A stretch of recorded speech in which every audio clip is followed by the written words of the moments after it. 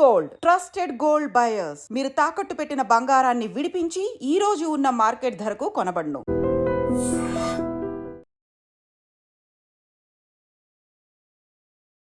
నమస్కారం, welcome to I dream. ధర్మ మార్గం విత్ విజిత కార్యక్రమానికి స్వాగతం.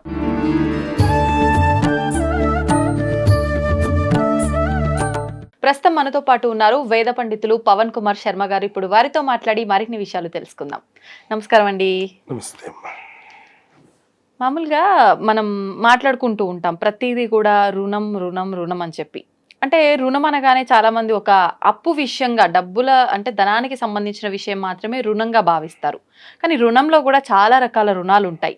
అంటే ఫర్ ఎగ్జాంపుల్కి మనం ఒకరి దగ్గర ఏదైనా తీసుకున్నాము అని అంటే ఖచ్చితంగా వాళ్ళకి మనం రుణపడిపోతుంటాం అంటారు. నిజంగా ఇలా రుణంలో ఎన్ని రకాల రుణాలు ఉన్నాయి? ఆ రుణాన్ని మనం తీర్చుకోకపోతే ఖచ్చితంగా మరొక జన్మలో మళ్ళీ వాళ్లకు సంబంధించిన వాళ్ళుగా వచ్చి అది తీర్చుకోవాల్సి వస్తుంది అంటారు.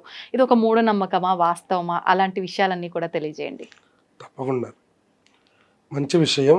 ధర్మం అనేటటువంటి విషయంలో మనకి మొట్టమొదట ఏర్పడేటటువంటిది మనుష్యుడి జన్మకి మొట్టమొదట 3 రుణాలు పుట్టంగానే ఏర్పడుతున్నాయి అని మనకి ధర్మశాస్త్రం చెప్తున్నది. జన్మ తీసుకోగానే 3 రుణాలు ఉన్నాయి.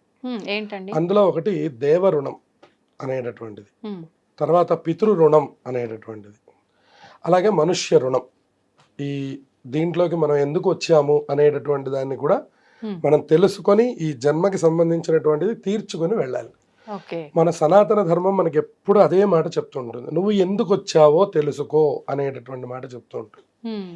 అట్లాగే పితృ రుణం అంటే మనందరికీ తెలిసిందే. మనల్ని కన్నటువంటి తల్లిదండ్రులకి, తల్లికి రుణాన్ని మన జన్మ మొత్తంలో మనం ఎప్పుడు తీర్చలేంట, కానీ తండ్రి రుణం తీర్చుకునే అవకాశం ఉందిట.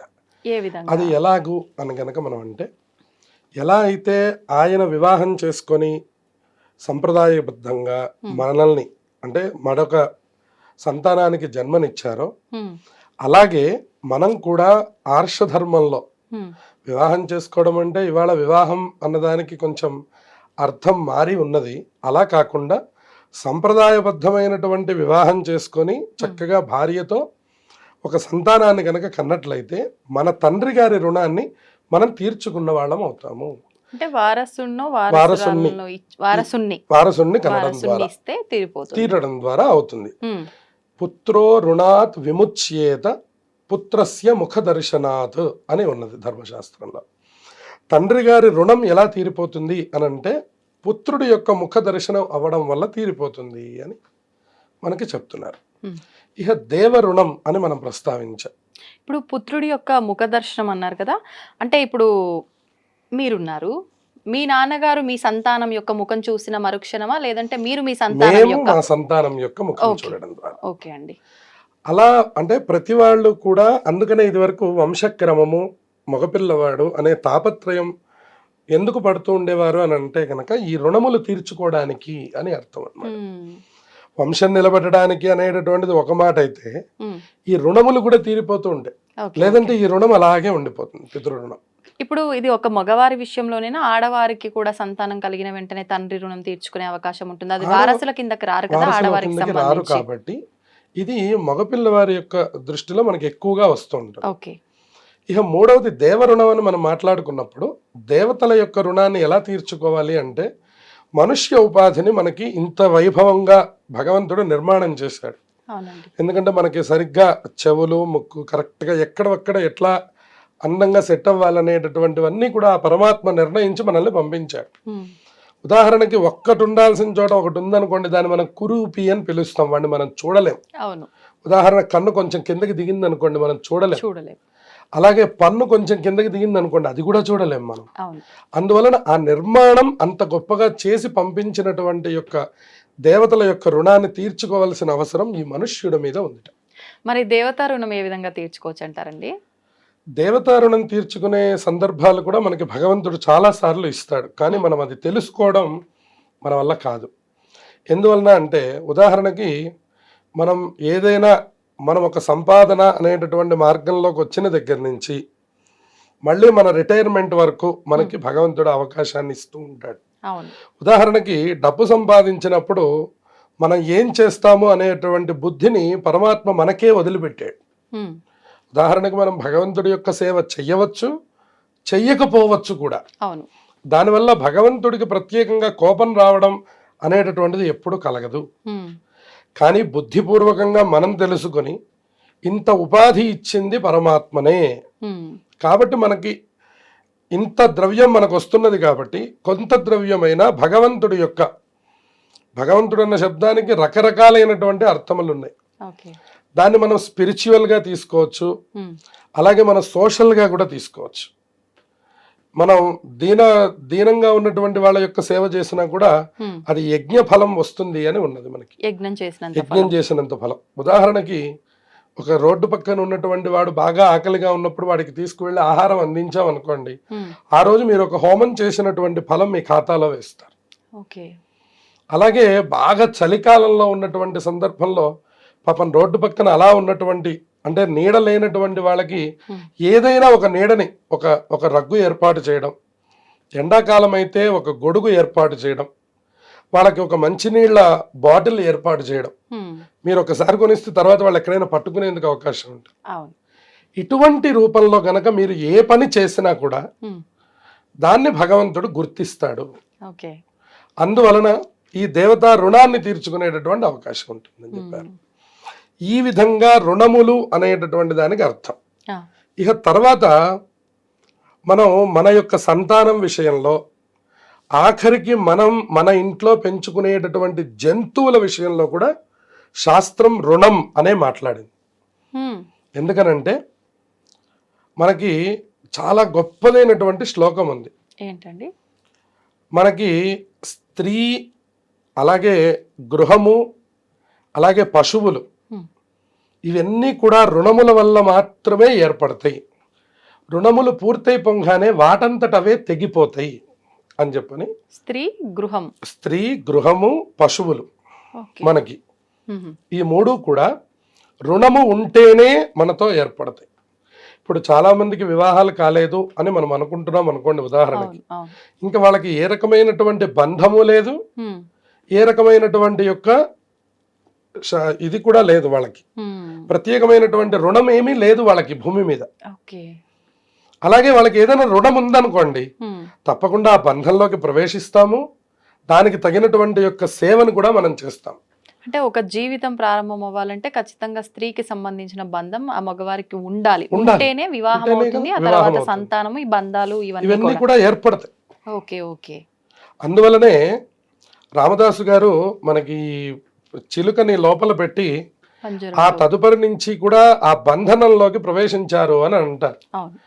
మనకు అక్కడ ఒక అద్భుతమైనటువంటి శ్లోకాన్ని చెప్పారు. ఉమ్, రుణక్షయే క్షయం వ్యాపి కాతత్ర పరివేదన. ఉమ్, మనకి ఆ రుణం అనేటటువంటిది అయిపోగానే ఎటు వాళ్ళటు వెళ్ళిపోతారు.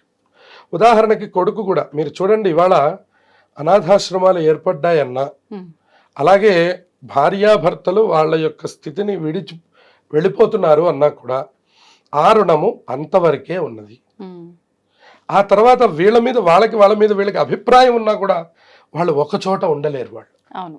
ఎందువలన రుణం అనేటటువంటిది అయిపోయింది. ఉమ్, అది అయిపోయిన తర్వాత వాళ్ళిద్దరూ కూడా ఒక చోట ఉండలేరు. ఉమ్, అది తల్లి కొడుకు, తండ్రి కొడుకు, భార్యాభర్త, ఆఖరికి మనం పెంచుకునేటటువంటి మన జంతువు, మనం కట్టుకున్నటువంటి ఎంతో ముద్దుగా కట్టుకున్నటువంటి మన ఇల్లు ఉమ్, తో సహా మనం అక్కడ ఉండలేదు. ఉండలేము అని చెప్తున్నా. అయితే ఒక చిన్న డౌట్, అంటే మరి ఇది ఎలా తీసుకుంటారో మన ప్రేక్షకులు కానీ నాకు అడగాలనిపిస్తుంది. ఇప్పుడు భార్యాభర్తలు కలిసి ఉండలేకపోవడము అని అంటే, విడిపోతున్నారు అని అంటే, అది ఒక రకంగా వాళ్ళకు రుణం అక్కడితో తీరిపోయింది అని అంటే, ఒక రకంగా చూస్తే అది ధర్మ ప్రకారంగా కరెక్ట్, అంతే కదండి? అవును. అంటే రుణం ఆ విధంగా చూసుకుంటే. కానీ ఆ విడాకులు ఇదంతా కూడా తీసుకోవడము, విడిపోవడం, ఇదంతా మళ్ళీ ధర్మానికి విరుద్ధము. పురాతన కాలం నుంచి కూడా ఎవ్వరు విడిపోయింది లేదు. ఇప్పుడు ఏంటో అంటే ఈ కలికాలంలో ఇలా అయిపోయింది అని చెప్పి అదొక అంటే ఏమంటారు, ఒక దారుణంలా, ధర్మానికి విరుద్ధంలా చూస్తాము. చూడటం కాదు, వాస్తవంగానే భావిస్తాము. మరి ఇప్పుడు దీన్ని ఇది వాస్తవం అనుకోవాలా, ఇది వాస్తవం అనుకోవాలా, ఎలా తీసుకోవాలి మనం? అంటే మీరు ఇక్కడ ఇంకొక విషయాన్ని బాగా సూక్ష్మంగా గమనించాల్సిన విషయం. ఇప్పుడు విడాకులు తీసుకోవడం అనేటటువంటి దాన్ని మన సనాతన ధర్మం అనేటటువంటిది అంగీకరించడం లేదు. అవును. ఎందువల్ల అంగీకరించలేదంటే మన ఆర్ష ధర్మం, ఉమ్, ఆర్ష వివాహ చట్టం, మీరు ఒకసారి కలిసినటువంటి తర్వాత మీరు స్నేహంగా ఉండకపోవచ్చు ఏమో, కానీ ఉమ్, మీరు విడిచిపెట్టి అవతలకు వెళ్ళి ఉండండి అని మన సనాతన ధర్మం మనకి ఎప్పుడు చెప్పదు. ఉమ్, కానీ రుణం ఏమంటున్నది అంటే మీ రుణం అయిపోయినటువంటి తర్వాత మీరు ఇప్పటికి కూడా మీరు గమనించవచ్చు, చాలామంది భార్యాభర్తలు మాత్రమే, అవును. లోపల ఉండేటటువంటి బంధములు వేరు. ఈవిడితో ఆయనకేమీ సంబంధం లేదు, ఆవిడతో ఈయనకేమీ సంబంధం లేదు, వాళ్ళిద్దరూ ఒక గూట్లో ఉన్నారు. అదే మన సనాతన ధర్మం, మన మంత్రశాస్త్రం యొక్క గొప్పతనం అని ఉమ్, మనకి వైవాహికమైనటువంటి మంత్రశాస్త్రం మనకు చెప్తుంది. ఓకే. వివాహ మంత్రాల్లో అంత గొప్పతనం ఉన్నదట. ఉమ్, గతంలో ఆ మంత్రమునకు ఎక్కువ ప్రాధాన్యత ఉండేది కాబట్టి ఎటువంటి కష్టములు కానివ్వండి కాక ఉమ్, వాళ్ళు విడిపోయి అవతలకి వెళ్ళేవాళ్ళు కాదు. అవును. ఎంతో తేడాలు వచ్చాయి, ఎంతో ఇబ్బందులు వచ్చాయి. ఉమ్, వీళ్ళ గురించి వాళ్ళకి తెలియకూడనివి తెలిసాయి, వాళ్ళ గురించి వీళ్ళకి తెలియకూడనివి తెలిసాయి. ఉమ్, తెలిసినప్పుడు కూడా వాళ్ళిద్దరూ మొహాలు చూసుకొని మన బంధం ఇంతే అని వాళ్ళకి వాళ్ళు హద్దులు పెట్టుకుని అంతటితో ఆగిపోయారు. కానీ నీతో నాకు సంబంధం లేదని కానీ ఉమ్, ఈవిడ్ని ఆయన తూలనాడడం, ఆవిడ్ని ఈయన తూలనాడడం రెండూ జరగలేదు గత విషయంలో.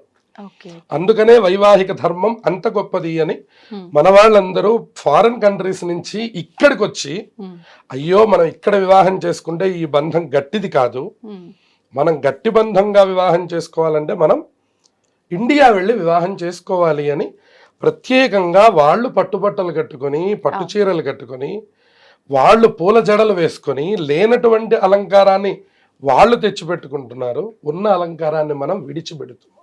వాస్తవం. అందువలన ఈ మంత్రశాస్త్రానికి ఉన్నటువంటి గొప్పతనం ఏమిటంటే భార్యాభర్తల మధ్య సమస్యలు వస్తాయి, ఉమ్, కానీ అది విడిపోయేటట్లుగా అది చెయ్యలేదు. ఉమ్, ఇంకా ఇప్పటికీ కొన్ని అలా కలిసే ఉన్నాయి. అవును. ఇప్పుడు కాలక్రమంలో ఎవరికి వాళ్ళకి స్వేచ్ఛ ఉంది. స్త్రీ స్వతంత్రం స్త్రీకి ఉన్నది, పురుష స్వతంత్రం పురుషుడికి ఉన్నది. ఉంది.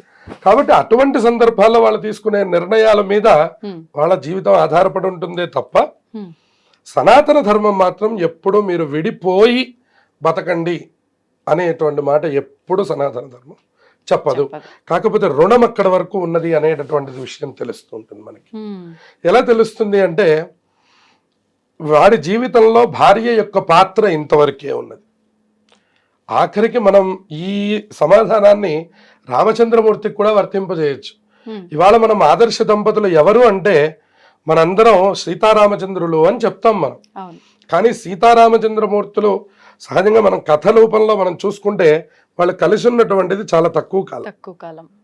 కానీ వాళ్ళ ఒకళ్ళ మనస్సులో ఒకళ్ళు ఉన్నటువంటిది ఎక్కువ కాలం. ఉమ్, అందువలనే సనాతన ధర్మం దాంపత్యం అంటే పార్వతీ పరమేశ్వరుల గురించి మాట్లాడతారు, ఉమ్, రెండవది సీతారామచంద్రుల గురించి మాట్లాడతారు. అవునండి. అందుకని దాంపత్యం యొక్క గొప్పతనాన్ని అలా చెప్పారు. ఉమ్, ఇక్కడ పుత్రుల యొక్క విషయానికి వచ్చేసరికి ఈ పుత్రులందరూ కూడా ఆయా రుణముల్ని బట్టే ఉంటారు. ఉమ్, ఒక్కొక్క పుత్రుడిని మీరు చూడండి, ఎంతో సేవ చేస్తూ ఉంటాడు తండ్రికి.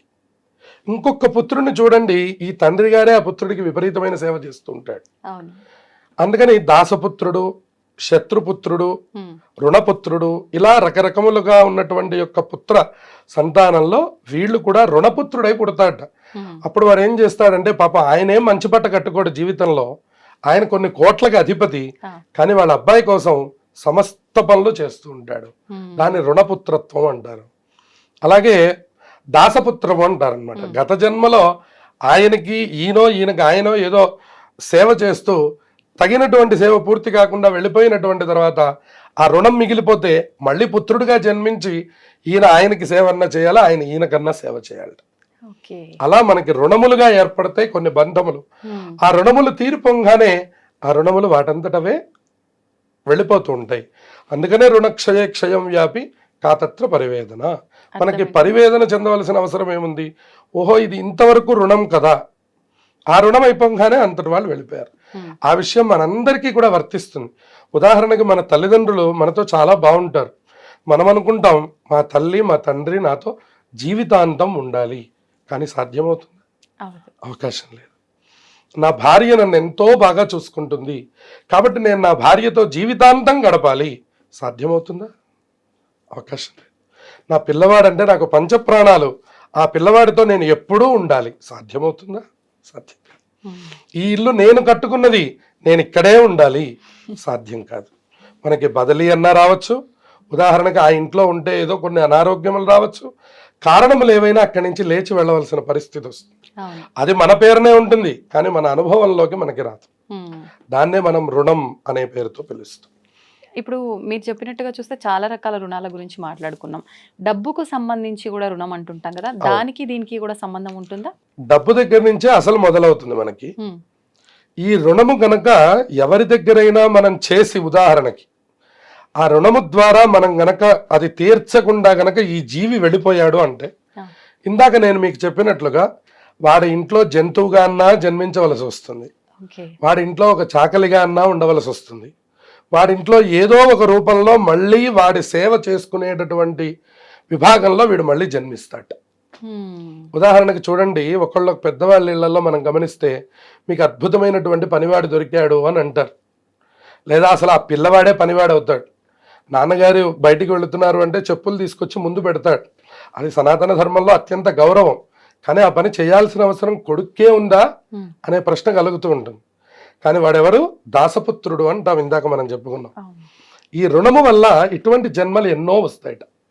ఒక్కొక్కడు వారి ఇంట్లో కుక్క జన్మ వస్తుందట. వాడి ఇంట్లో వాడు కొడతాడు, వాడు మూడ్ స్వింగ్స్ అన్ని దాని మీద చూపిస్తాడు. దాన్ని అనుభవించాలి వాడు. మళ్ళీ ప్రేమ అనుభవించాలి, కోపము అనుభవించాలి, చిరాకు అనుభవించాలి, విసుగు అనుభవించాలి, శిక్ష కూడా అనుభవించాలి. అంటే ఎప్పటికప్పుడు అనుభవించడానికి లేదా? ఇప్పుడు ఈ జన్మలో నేను ఒక కర్మ చేశాను, ఒకరి దగ్గర అప్పు తీసుకోవడమో నేను ఇవ్వడమో చేశాను, అది నేను తీర్చలేదు, మరి దీనికి సంబంధించిన కర్మని, ఆ రుణాన్ని నేను ఈ జన్మలో తీసుకోలేనా, మళ్ళీ జన్మకే తీర్చుకోవాలా? ఈ ప్రశ్నకి సమాధానం మనం చెప్పడానికి అవకాశం లేదు. కారణం ఏంటంటే ఆయా సందర్భాన్ని బట్టి పరమాత్మ నిర్ణయం చేస్తాడు ఇది. ఎందుకంటే కొన్నిటికేమో తత్క్షణమైనటువంటి ఫలితం, కొన్నిటికి తర్వాత ఫలితం. అంటే ఎటువంటి వాటికి తక్షణం వస్తుంది? తక్షణం అన్నదానికి అర్థం, ఉదాహరణకి మనం ఇప్పుడు ఈ పితృ రుణం అనేటటువంటిది అనుకోండి. ఉదాహరణకి ఇప్పుడు ఈ పితృ రుణం అనేటటువంటి దానికి ఈ జన్మంతా మనకి ఒకటే రుణం. మనం పిల్లవాడిని యొక్క ముఖం చూడగలిగామా లేదా అనేటటువంటి దాని మీద ఆధారపడింది. ఇంకా దానికి మళ్ళీ తత్క్షణం అనే మాట లేదు. అట్లాగే ఇప్పుడు డబ్బు రుణం తీసుకున్నాం అనుకోండి, డబ్బు రుణం ఈ జన్మలోనే తీర్చాలి. అది మనం ఇప్పుడు తీర్చేసేసి దాన్ని మనం పూర్తి చేసేసుకోవచ్చు. అది మనం చేయలేమా? చెయ్యొచ్చు. ఒకవేళ ఇన్ కేస్ చెయ్యని పక్షంలో ఆ రుణం ఉండిపోతుంది కదా, ఆ రుణాన్ని ఈ జన్మలో మనం అది తీసేసుకోవాలి అని అంటే, ఇన్ కేస్ అన్నప్పుడు ఏమర్థమైంది? మనం వెళ్ళిపోయామని అర్థమైంది. అంతే కదా ఇన్ కేస్ అంటే. ఇక మనం వెళ్ళిపోయాక మనం ఏం చేయలేం కదా, కానీ మనం ఉన్నప్పుడు. అందుకనే గతం వాళ్ళు కూడా రుణగ్రస్తుని అయిపోయాను అని వాళ్ళు ప్రత్యేకంగా బాధపడుతూ ఉండేవారు. ఇవాళ మనం కోరే రుణం తెచ్చుకుంటున్నాం. ఇవాళ మనం ఒక కుర్చీ కొనాలంటే ఈఎంఐలో కొంటాం, అది కూడా రుణమే. అందువల్ల ప్రతిదీ రుణంతోనే మనం తెచ్చుకుంటున్నాం, రుణముతోనే మనం అనుభవిస్తున్నాం. దీని మధ్యలో ఏదైనా జరిగిందంటే ఈ పరమాత్మ దయ మనం అలా రుణగ్రస్తులమై ఉండవలసిందే. ఎక్కువగా ఇలా రుణాలతో ముడిపడి అలా రుణం తీర్చకుండా ఉండిపోయిన వాళ్ళు మరొక జన్మలో వ్యాధిగ్రస్తులు అయ్యే అవకాశం ఉంటుందంటారా? అంటే ఏ విధమైన ఇబ్బందులు పడతారు? అవి కొన్నిటికి కొన్ని నియమాలు చెప్పారు. ఎవరైతే పీడా సంబంధమైనటువంటిది, అంటే ఇప్పుడు బాకీ తీర్చవలసి, బాకీ మన దగ్గర ఉండి, ద్రవ్యం ఉండి కూడా, ఉదాహరణకి మనం వాళ్ళకి డబ్బులు తీర్చరు. ఈయన 1 లక్ష రూపాయలు వారి దగ్గర తీసుకున్నారు, ఆ 1 లక్ష రూపాయలు ఈయన దగ్గర ఉన్నాయి, కానీ ఎందుకు ఇవ్వాలి అనే నిర్లక్ష్యం చేత వీళ్ళు తీసుకోరు. దాని ద్వారా వాళ్ళకి కొన్ని వ్యాధులు సంక్రమిస్తాయి. ఉదాహరణకి పక్షవాతం అనే వ్యాధి సంభవిస్తుందట. మళ్ళీ అక్కడే దేకవలసినటువంటి పరిస్థితి ఏర్పడుతుందట, అక్కడ నడవలేడుట. అట్లాగే దేవతా సంబంధంగా మనం మొక్కులు అంటాం మనం, అది కూడా రుణమే అని చెప్పాలి. ఉదాహరణకి తిరుమలలో ఎవరో స్వామి దగ్గర మొక్కుకుంటారు, ఇది మనకి కనపడినా కనపడకపోయినా కమర్షియల్ అనుకున్నా కూడా స్వామి దగ్గర ఒక మాట ఇచ్చాము అంటే అది నెరవేర్చి తీరాలి. అదే తిరుమల క్షేత్రం.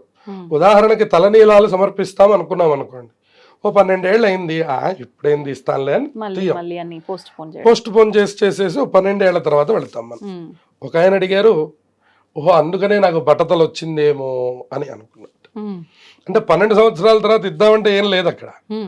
అందువలన ఈ జన్మలో ఈ సమయంలో మనం మొక్కుకున్నటువంటి మొక్కు ఏదైతే ఉందో అది మొక్కు కానివ్వండి, రుణము కానివ్వండి, ఏదైనా కానివ్వండి, అది ఆ క్షణంలో పూర్తయ్యేటటువంటి మార్గాన్ని చూడాలి. తత్ఫలాన్ని లేదంటే మనం తదుపరి సందర్భాల్లో అనుభవిస్తాం. ఉదాహరణకి వృద్ధాప్యంలో అనుభవిస్తాం. ఇప్పుడు మనం యవ్వనంలో మనం కొన్ని ప్రతిజ్ఞలు చేస్తాం. మాకు మగపిల్లవాడు పుడితే నేను కొండ మీదకి నడుచుకుంటూ వస్తానంటాడు ఒక ఆయన. భగవంతుడి యొక్క అనుగ్రహంతో స్వామికి జన్మించాడు. జన్మించిన ఆనందంలో ఈయన మర్చిపోయినాడు. వాళ్ళకి ఈ జన్మించడానికి ఈ మొక్కుకి ఒక 3 సంవత్సరాల గ్యాప్ ఉంది. ఆ గ్యాప్ లో కొన్ని సందర్భాల్లో గుర్తొచ్చినప్పటికి కూడా మర్చిపోయినాడు. మర్చిపోయేసరికి ఏమైపోయిందంటే ఈ మొక్కు ఈ రుణము అలాగే ఉండిపోయింది. తర్వాత ఎప్పుడు గుర్తొచ్చింది ఇది మళ్ళీ అంటే ఆ పిల్లవాడికి ఎప్పుడో తగలరాని చోట్ల దెబ్బలు తగిలిన తర్వాత అయ్యో వీడికి ఎందుకు ఇట్లా అయిపోయిందన్న తర్వాత అప్పుడు వాడి 12 సంవత్సరముల తర్వాత ఆయన జ్ఞాపకం వచ్చింది. ఓహో వీడికి నేను పుట్టినప్పుడే తిరుమల నేను వాడిని ఎత్తుకొని నడుచుకొని వచ్చి స్వామిని దర్శనం చేసుకుంటాను, నేను నా కొడుకు తలనీలాలు ఇక్కడ సమర్పిస్తాము అని మనం ఆ ఆనందంలో చెప్పేస్తూ ఉంటాం మనం. కానీ అది మనకి తర్వాత గుర్తుండదు. ఆ గుర్తుండకపోవడం వల్ల మనకి జరిగేటటువంటి అపరాధములు కూడా మనల్ని కొన్ని సందర్భాల్లో ఇక్కడే పీడించేస్తాయి. ఇవి మళ్ళీ వచ్చే జన్మకి ఏమీ రావు. అయితే ఇంకొక చిన్న డౌట్ అండి, ఇప్పుడు ఒక కుటుంబంగా వ్యవస్థ ఉన్నప్పుడు ఒక్కరు వ్యక్తిగతంగా కొన్ని డెసిషన్స్ తీసుకోరు, అంతా ఉమ్మడిగా కలిపి తీసుకుంటారు. అటువంటప్పుడు అది ఏదైనా చేసిన కర్మను బట్టి ఆ రుణం తీర్చుకోలేకపోతే ఆ నలుగురు ఉన్న కుటుంబం అనుకోండి, నలుగురు అనుభవించాల్సిందేనా? అది ఏ రకంగా రుణం ఉండిపోతుందంటారు? అది మనం ఇప్పుడు మీరు అన్నటువంటి అభిప్రాయం ఏమిటంటే ఆయా సందర్భాన్ని బట్టి మనం చెప్పాలి. ఉదాహరణకి నలుగురు కలిసి చేసేది ఏముంటుంది అంటే మళ్ళీ మనం అనుకున్నట్టు ఈ దైవత రుణాలు మొక్కుబడుల దగ్గరికి మళ్ళీ రావచ్చు, శుభకార్యాలకి రావచ్చు, లేదంటే ఇంటికి సంబంధించిన రుణాలు, ఇవన్నీ ఫ్యామిలీ డెసిషన్స్ గా మనం తీసుకుంటాం. ఎప్పుడైతే ఇలా తీసుకున్న తర్వాత యజమాని గారు వెళ్ళిపోయినారు. యజమాని గారు వెళ్ళిపోయినంత మాత్రాన ఆయన ఖాతాలో పాపం ఏమీ వేయరు. ఎందుకంటే ఆ మాట చెప్పిన ఇంకా నలుగురు జీవించే ఉన్నారు. అందువలన ఆ దీన్ని ఏదైతే ఉందో ఆ భారాన్ని వీళ్ళ మీద వేస్తాడు. భార్య తర్వాత పిల్లల తర్వాత మనవాళ్ళ దాకా ఉంటుందట. అక్కడ దాకా తీర్చకపోతే ఆ రుణాన్ని అక్కడ అతను శిక్ష అనుభవించాలి, ఇక్కడ ఈ మనవాళ్ళ శిక్ష అనుభవించాలి. ఈ తాతగారు అక్కడ శిక్ష అనుభవించాలి ఊర్ధ్వలోకాల్లో, ఈ మనవాళ్ళు ఎవరైతే ఉన్నారో భూమి మీద వాళ్ళు శిక్ష అనుభవించాలి. ఈ మధ్యతరం అంతా తీర్చని కారణం చేత మధ్యతరం వాళ్ళందరికీ అవకాశం ఉంటుంది. మధ్యతరం వాళ్ళు అవకాశం ఉండి కూడా తీర్చకపోతే నేను చెప్పినట్టు మనం అనుకున్నట్టు వ్యాధిగ్రస్తులు అవుతారు వాళ్ళు. ఈ అవకాశం వాళ్ళు చివరి వరకు ప్రయత్నం చేసి కనుక ఒకవేళ వెళ్ళకపోతే, కనీసం దాన్ని గుర్తు చేసుకోకపోతే వీళ్ళ మీద ఆ ప్రభావం చెడుగా పడుతుంది. అప్పుడు మన వాళ్ళు అనుకుంటారు నా జాతకం అంతా చాలా బాగుంది, నాకు ఈ ప్రారంభం ఏంటి, నాకు ఎందుకు డబ్బు నిలబడటం లేదు, నేను ఎందుకు ఇట్లా అనుభవిస్తున్నాను, ఒక ఆయనకు ఉద్యోగం రాదు, మంచి ఉద్యోగ స్థానంలో మంచి గ్రహములు ఉన్నాయి, దేనివల్ల ఇట్లా జరుగుతోంది అని జాతకాలు పట్టుకొని పితృదోషాలని అవని ఇవని రకరకాలు తిరిగి వచ్చాం, అయినా మనకి సమాధానం దొరకలేదు. ఇటువంటి సమాధానాలే పూర్వ పుణ్యములు పూర్వ పాపములు అని మనకి రెండు. అందులో ఈ రుణం అనేటటువంటిది కూడా ఒక పాపము కింద మనకి లెక్క. కాబట్టి రుణములను ఎప్పటికప్పుడు తీర్చుకోవాలి మనుష్యుడు. అది ఏ రుణమైనా సరే, ఆర్థికంగా ఇచ్చినటువంటి రుణమైనా, దేవతా సంబంధంగా ఇచ్చినటువంటి మొక్కుబడులైనా, పిల్లలకి చేయవలసినటువంటి సేవాదులైనా, అలాగే వీళ్ళు పిల్లలకి ఇవ్వవలసినటువంటి విధి విధానాలైనా, ఏదైనా మనుష్యుడు తన యొక్క బుద్ధిని సత్ప్రవర్తనలో ఉంచి అప్పటికప్పుడే పూర్తి చేసుకోవాలి తప్ప వీటిని గనక ఎక్కువ కాలం గనక వీటిని క్యారీ చేస్తే ఆ తత్ఫలితాలని మనం తదుపరి జన్మలకు కూడా మోయవలసినటువంటి అవసరం ఉంది అని మనకి సనాతన ధర్మం తెలియజేస్తుంది. అయితే ఇప్పుడు ఈ మధ్య కాలంలో ఒకటి బాగా అంటే ట్రెండ్ అయిపోయింది, ఫ్యాషన్ అని చెప్పాలి. ఏదైనా ఫంక్షన్ శుభకార్యమే కాదు, అంటే మరణానికి సంబంధించిన కార్యక్రమాలు ఏం చేసినా కూడా ఏదో ఒక వస్తువు గిఫ్ట్ గా వచ్చిన వాళ్ళకి ఇవ్వటం అనేది ఒక ఫార్మాలిటీ అయిపోయింది. అంటే అది మనం ఏదో కావాలని అడిగి తీసుకున్నది కాదు, వాళ్ళు అంటే జ్ఞాపకంగా ఇస్తున్నది అది. ఇస్తూ ఉన్నది. అవును. అలా కూడా మనం వాళ్ళకు ఇస్తున్న వాళ్ళకి మనం తీసుకున్న వాళ్ళం రుణపడిపోతామంటారా? అలా ఏం లేదు. ఏముండదు. వాళ్ళు స్వయం ఆనందంగా వాళ్ళు ఇస్తున్నటువంటి దానికి ఉమ్. మనకి రుణం అయ్యేటటువంటిది ఏమీ ఉండదు. ఓకే. అంటే ఇది ప్రతి విషయంలోనూ ప్రతి వర్తిస్తుంది. విషయంలోనూ అంటే ఎదుటి వారు ఏదైనా ఇష్టంగా ఇస్తే అది మనం చెల్లించకపోయినా వాళ్ళకి ఏమీ తిరిగి ఇబ్బంది ఉండదు. రుణం యొక్క మనం అడిగినప్పుడు గనక వాళ్ళు ఏదైనా మనకి ఆ సమయానికి ఆ ఇచ్చి అవకాశాన్ని మనం ఇచ్చినప్పుడు తీసుకోకపోతే. మనం తీసుకుంటున్నప్పుడు మాత్రం అప్పుడు మనం రుణపడిపోతాం.